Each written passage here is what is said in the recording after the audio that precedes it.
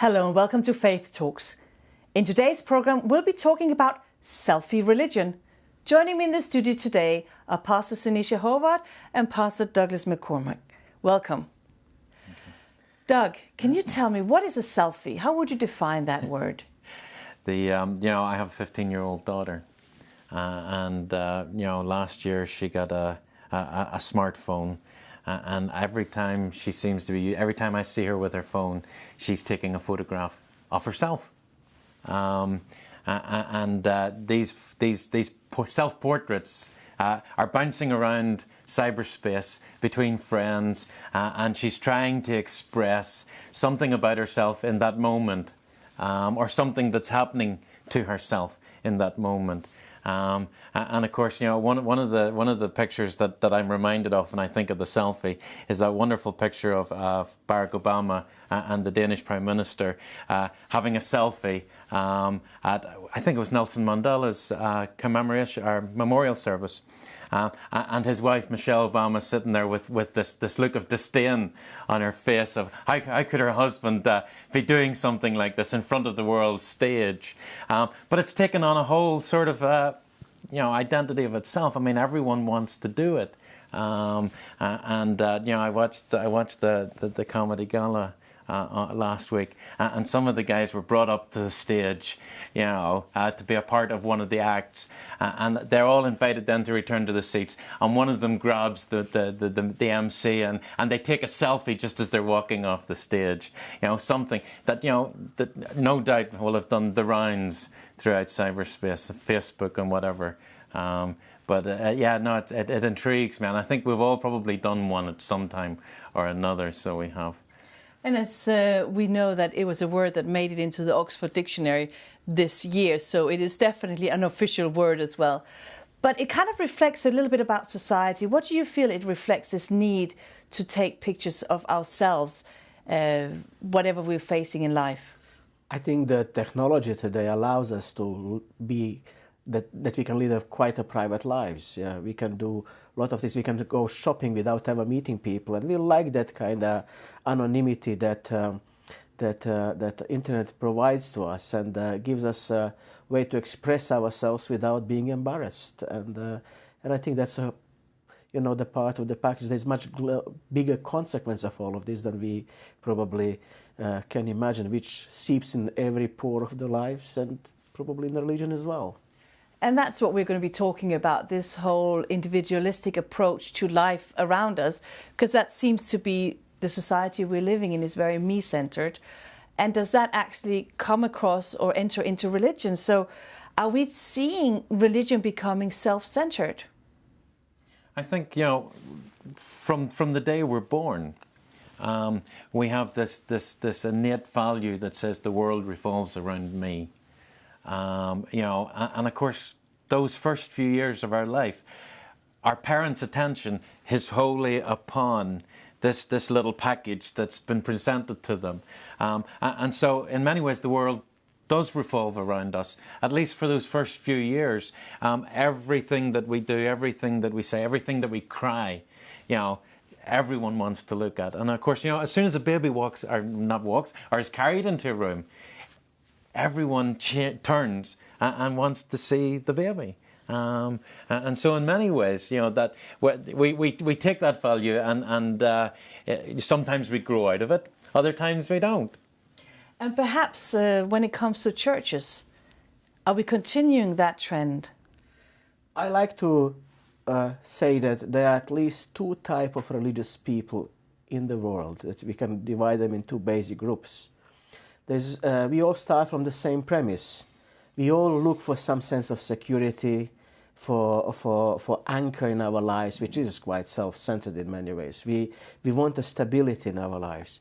But then something happens. There is a group of people who, finding that security, coming from quite a stressful life before, or ridden with instability, they come to church seeking that security, and the rest of their life they spend their lives building up the walls, making themselves more secure, building the golden cages where they can feel comfortable and happy. And I think that's not quite what religion intended to be. There is the other half of the religious people who come for the same reason, trying to find some anchor, stability, meaning. But then, instead of building the cages, they free themselves. They find a new lease of life. The life gets a new meaning, and they are open-minded, broad-minded. But sadly, it looks like that group of religious people is not, at least not visible that much in the world today. So you are actually saying that there are a variety of people's approach to religion and to faith, and one of those groups, as you're defining, has that need for security and for things to kind of be similar to themselves around it. Is that what you're... Yes. It's they look the patterns, they look they really want that golden cage. What is important to them, that they feel cozy, comfortable. And this is not something that it's so much conscious or planned. It is that innate feeling that we all creatures have.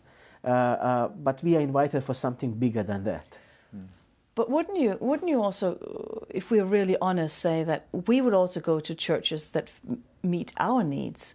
And isn't that what people do? They find clubs, they find associations, they find churches that feeds into what they want, not perhaps what they need. I think that's what we all want, and what we all naturally are drawn toward are people like ourselves. And we all have our own interests. We all have the type of music that we like, the type of maybe the style in which we listen to. Just have to look. Maybe even in the political world, we might be drawn to one party or another, not because of their values, but actually maybe because we like the style of the leader. So that's what appeals to us. It's why maybe one leader appeals to us over another one, because simply their style is something that actually we can relate to, or their background is something we can relate to. I think we all like to come home, and I think that's the story. We all come back to withdraw to familiar and something that makes us, as I said, cozy. But also that's not the only thing about religion. It is about that. We should not deny it, and it's something that God wants us to do. But then there is a point where we are invited to transcend that. And the happy home.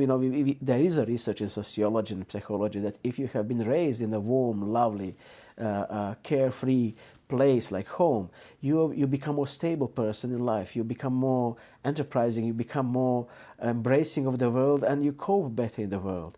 So the religion provides that ideally, but then it wants you to transcend. I think our God invites us to transcend that and enter into a much bigger deal that He has for us. But I would challenge you on that, Sinisha, and I would challenge you as well, Douglas, because if that was the case, we would just have one big happy church around the world. And look at it. I can't even count how many different denominations and churches that exist in this country alone. So surely there is that transcendental, that transformation that you're talking about doesn't happen. I think unconsciously we make our decisions. I've spoken to people who have moved from one congregation to the next, and in many ways they are looking for something that's just like home. So they are. But I think often they find it difficult to put their finger on exactly what it is that they didn't like about one congregation or the next. Just that, it didn't quite fit them, so it didn't. And so, in many ways, they are looking for that place where they are comfortable and possibly, surrounding themselves with people that are very much like their own selves. Challenge that you put is real, and I would not say that everybody achieves it. Actually, a minority of people get to that, and it's not easy and it's not comfortable. I was an immigrant, and I am an immigrant in this country, and I remember my first few years I would not venture out. I would feel uncomfortable, and because of the nature of the job, becoming a minister, I was exposed to the other ethnic groups, the indigenous population, which I found very uncomfortable at the beginning. But getting there once, and looking back now, I can see myself in a much happier place. And that's the story of religion. It's not easy. If you think that, coming to church, suddenly everything is going to be nice and cozy, nirvana and everything, I think that's a wrong assumption. And it's a long journey, and it's true that few make that journey. But that is what we're wanting. We're wanting something comfortable that fits us. Both of you are saying that. We're wanting kind of to come home, and we're wanting church to reflect that. Yet the reality is that by wanting that, all three of us are different. All three of us are going to want different things. So how do you marry that into a church setting where everybody is crying out and saying, I want something that fits me? How do you as ministers deal with that? I read a poem yesterday called The Perfect Church. And the punchline was, if you find the perfect church, don't join it, because once you join it, it'll be imperfect. And I think in many ways, we look for what fits the best. I think if we're looking for the perfect fit, we will probably never find it. But we look for what feels and looks the best. And I suppose ultimately, we're looking for something that meets our needs on a very base level. But people want something that they're going to feel comfortable in. But isn't that why we end up having segregation? We have segregated churches, we have segregated worships, we have worships for this age group or for this ethnicity. We end up kind of splitting the churches more according to our own desire and needs. I think partly the answer to this is, and the reason for that, is that we are not really honest as a Christians. We are not educating ourselves enough. We have this almost a communist slogans about community.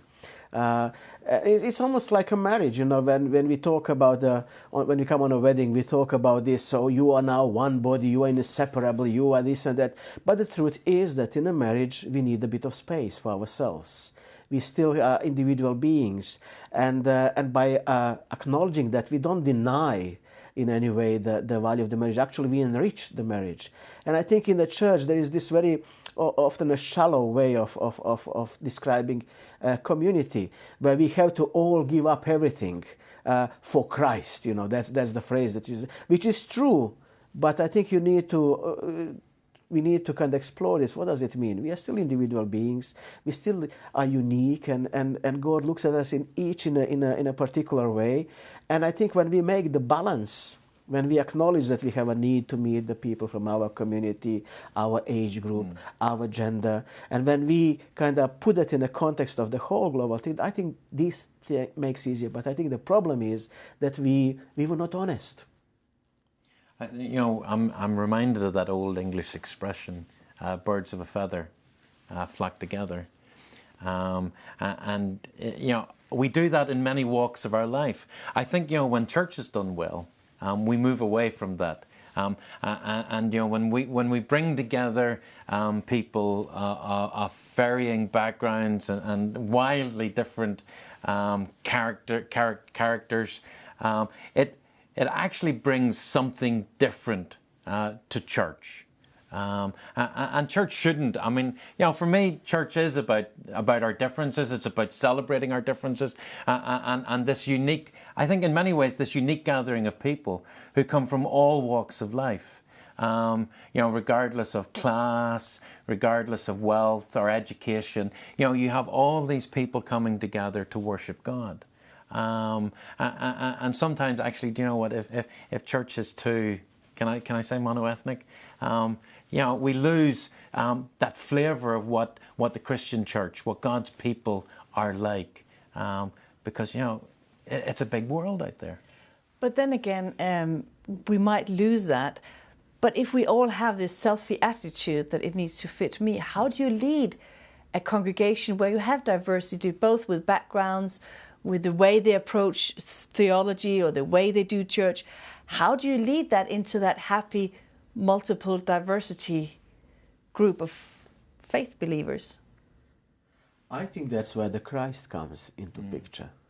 I think when we see Him as a focus of the things, then things change. When we peel off the layers of culture, of preferences, when we peel off that, but when we look at those Jesus and what he stands for, suddenly, things change. And I think this is the focus. I remember my church, where I used to be, we quarreled all the time on the board meetings. But when we found an object, and that was a new church building, everything stopped because we were all focused on one thing.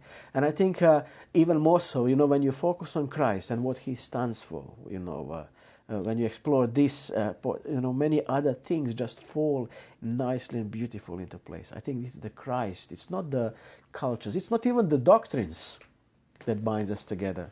They just give the description of what that relationship between Christ and you is.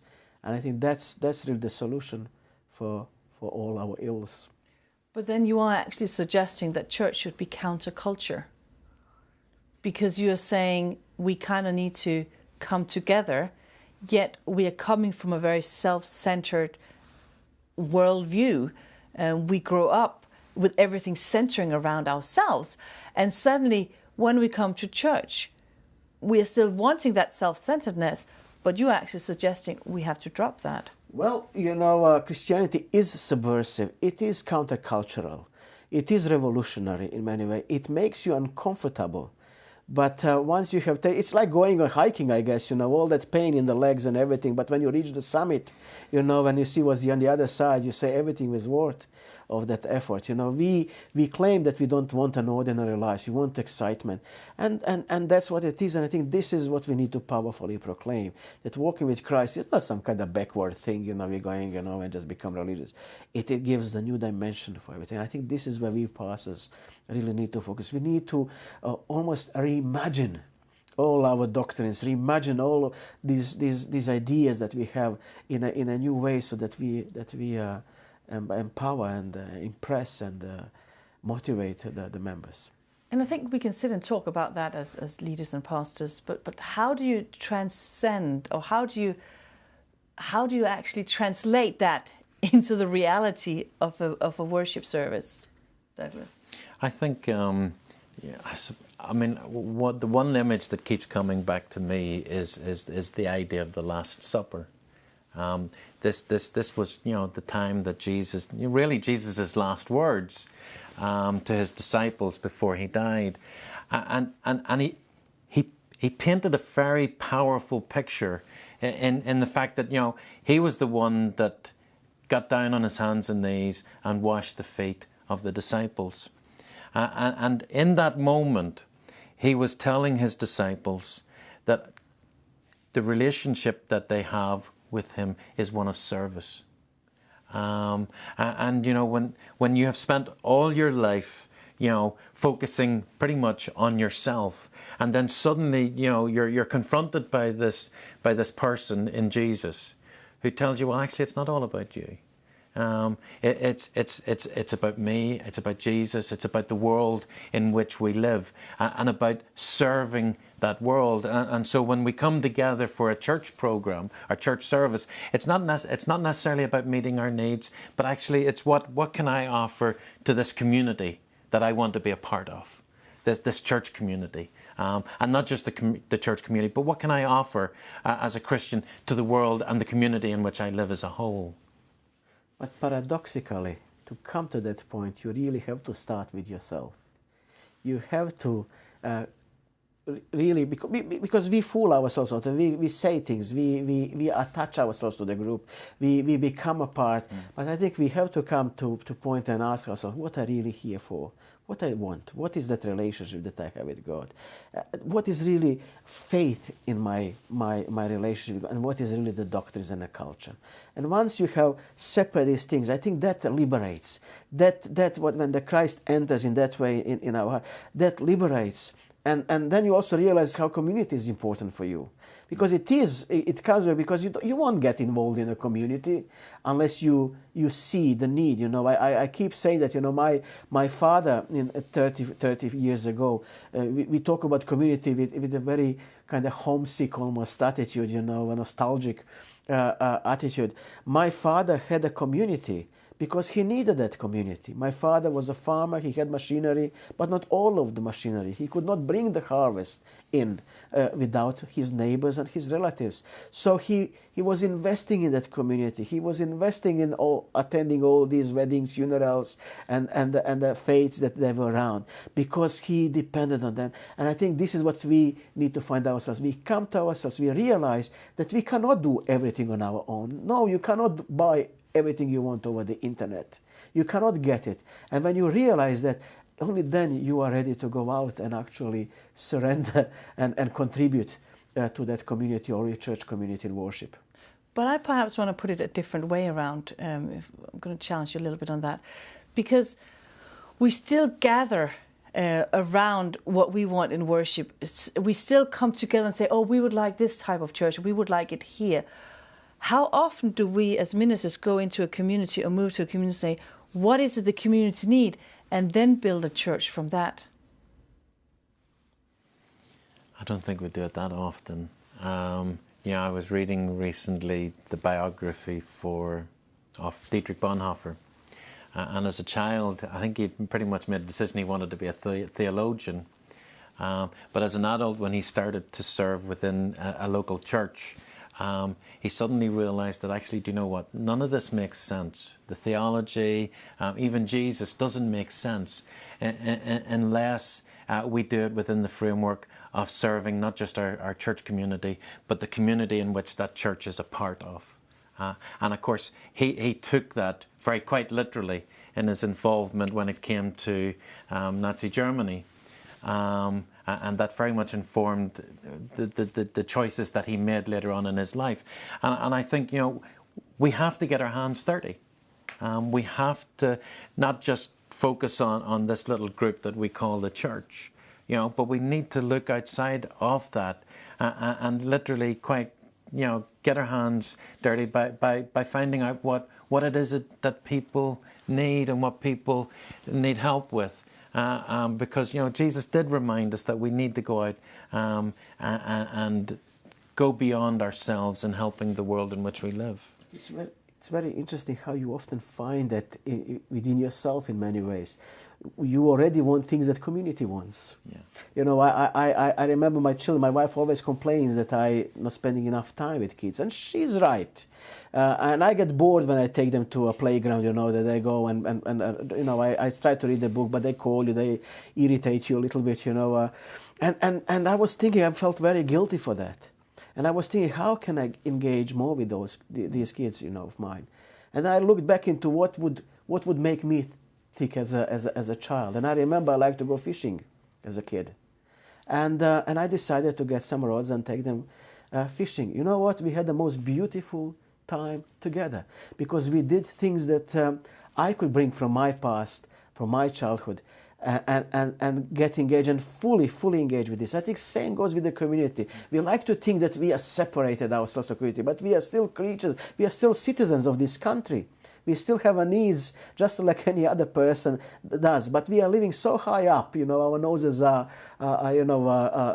way up in the clouds, that we forget, these ordinary things that we like, appreciate, and expect from the community. Once we discover and we are honest about it, we are going to be able to meet that community. And that kind of comes into the closing part of our program today, because we're talking about selfish faith. We're talking about how religion, how we can be selfish, but actually Christianity charges us to become counterculture and to not put ourselves first. But how do we then translate that message into today's culture that is so very selfie obsessed? Because let's face it, that is the culture we live in. How do we bring and share that counterculture message of God, that it's not about me, but about a higher power?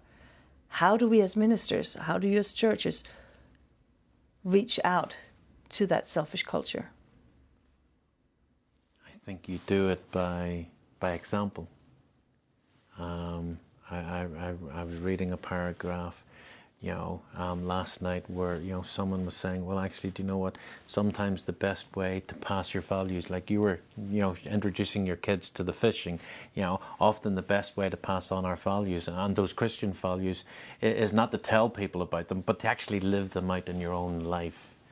And I think that has an impact, not just upon your family, but the churches that we pastor, the communities in which we live, when they actually see these things working for real. And I think that's the challenge, because, you know, we talk about the selfish nature, and so often we do things that keep us happy. But, you know, when we actually figure out that, you know, if I want to pass on this particular value, then it means I have to think, you know, I have to do something outside of myself. I have to be brave and do that one thing that says, well, actually, I believe that, you know, church is more than just myself. It's about my friends. It's about my family. It's about the people I want to know Jesus Christ. I just had a visit last Friday to a home, and I was surprised with what gusto we had discussed, those higher powers, you know. And despite this research or stereotype that in this country, and people are against organized religion, people are deeply spiritual, and when they find each other, it's amazing thing, you know. People are surprised that there are people who are looking at the things in a similar way, and I think this is our opportunity here. We need to come down, we need to talk the language that they understand. Some of these phrases that we use in the church, they're so old-fashioned, they're so last, and the century before the last one. People want to talk. I have never come across people, once they figured out that I'm a pastor, they didn't want to talk about religion. They want to meet you in the coffee shops. And maybe we cannot do in this country things like in the 200 or 300s, but small groups, friendship, the you know, coffee shop table, that's where people meet. And I think people are keen to express themselves. They are keen to search, to go on that quest. And I think that's our opportunity. I want to say thank you to both of you for being in the studio today. And why not add your voice to the debate by joining us on our Facebook page at FAITHtalks. We'd love to hear from you. Thanks for watching, and we'll see you again next time.